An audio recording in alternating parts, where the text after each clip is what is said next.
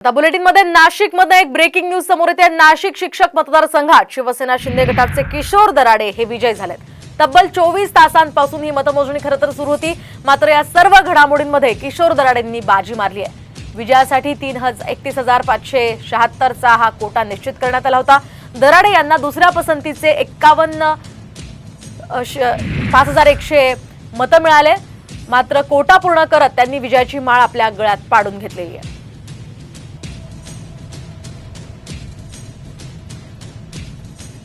एकूणच नाशिकमध्ये खरतर ही चौरंगी लढत होती। अजित पवार पक्षाचे सुद्धा उमेदवार रिंगणात होते, तर भाजपचे विवेक कोल्हे हे अपक्ष म्हणून उमेदवार रिंगणात होते।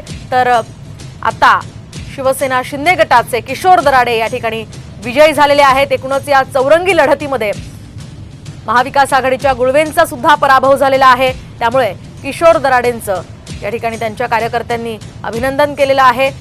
या दराडेंच्या विजयाचा जल्लोष त्यांच्या समर्थकांनी केलेला आहे। नाशिकमध्ये खरतर ही चुरशीची निवडणूक होती आणि यामध्ये शिवसेना शिंदे गटाचे किशोर दराडे हे विजयी झाल्याचं कळत आहे। या चौरंगी लढतीमध्ये त्यांनी बाजी मारलेली आहे।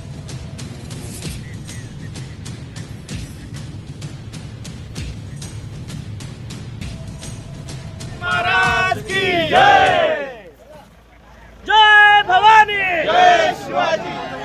येऊन येऊन येणार कोण